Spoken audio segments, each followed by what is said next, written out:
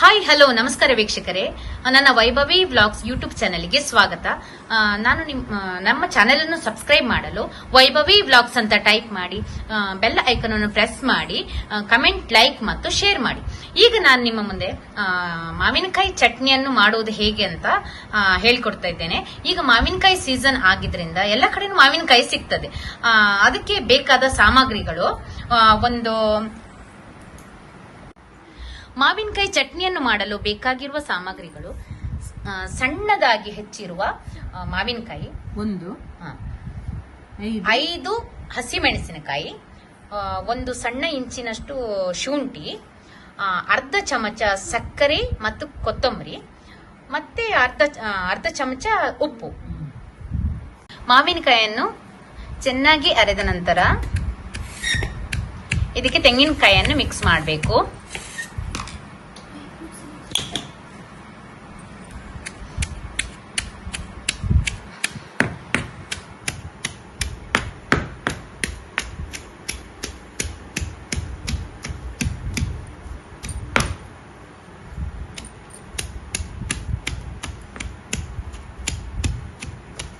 ಈ ಚಟ್ನಿ ಅಂದ್ರೆ ಮಂಗಳೂರು ಸೈಡ್ ಅಲ್ಲಿ, ಹಳ್ಳಿ ಕಡೆ ಎಲ್ಲ ತುಂಬಾ ಫೇಮಸ್. ಹಳ್ಳಿಯಲ್ಲೆಲ್ಲ ತುಂಬಾ ಗಂಜಿ ಊಟ ಎಲ್ಲ ಮಾಡ್ತಾರಲ್ಲ, ಅದಕ್ಕೆ ಇದು ತುಂಬಾ ಚೆನ್ನಾಗಿ ಸೂಟ್ ಆಗ್ತದೆ. ಮಾವಿನಕಾಯಿಯಿಂದ ಉಪ್ಪಿನಕಾಯಿ ಮಾಡಬಹುದು. ಇನ್ನೇನೆಲ್ಲ ಮಾಡಬಹುದು? ಮಾವಿನಕಾಯಿಯಿಂದ ಉಪ್ಪಿನಕಾಯಿ ಮಾಡಬಹುದು. ಬೇಯಿಸಿ ನೀರಲ್ಲಿ ಹಾಕಿಡ್ಬೋದು. ಚಟ್ನಿ ತುಂಬಾ ಚೆನ್ನಾಗಿರುತ್ತೆ. ಹೌದು.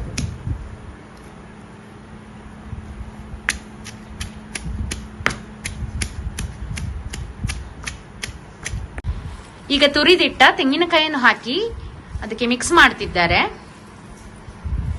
ಚೆನ್ನಾಗಿ ಮಿಕ್ಸ್ ಮಾಡಿದ ಮೇಲೆ ಚಟ್ನಿಯನ್ನು ಈ ಬೌಲಿಗೆ ಹಾಕಬೇಕು.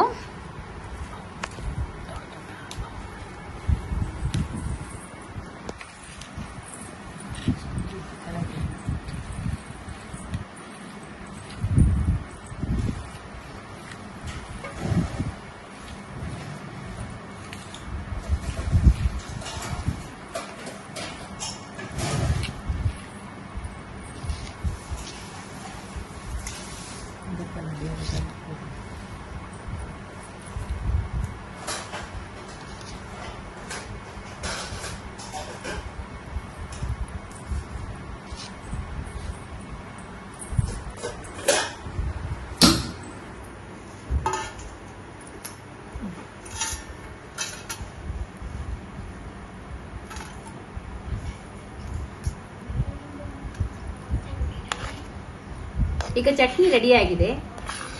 ಬೌಲಿಗೆ ಹಾಕ್ತಾ ಇದ್ದೇನೆ ಚಟ್ನಿ.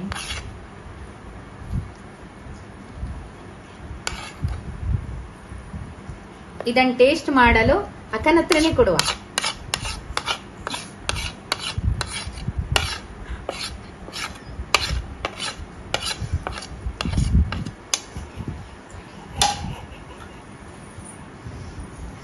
ಟೇಸ್ಟ್ ಮಾಡಿ ಹೇಳಿ. ವೀಕ್ಷಕರೇ, ನೋಡಿದ್ರಲ್ಲ ಈ ಚಟ್ನಿ ಹೇಗೆ ಮಾಡೋದಂತ.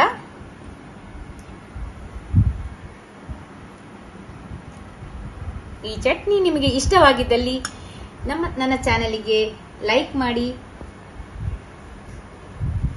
ಕಮೆಂಟ್ ಮಾಡಿ ತಿಳಿಸಿ ಚಟ್ನಿ ಹೇಗಾಗಿದೆ. ಚೆನ್ನಾಗಿದೆ. ಓಕೆ, ಎಲ್ಲರೂ ಈ ಚಟ್ನಿಯನ್ನು ಮನೆಯಲ್ಲಿ ಮಾಡ್ತೀರಾ ಅಂತ ತಿಳ್ಕೊಂಡಿದ್ದೇನೆ.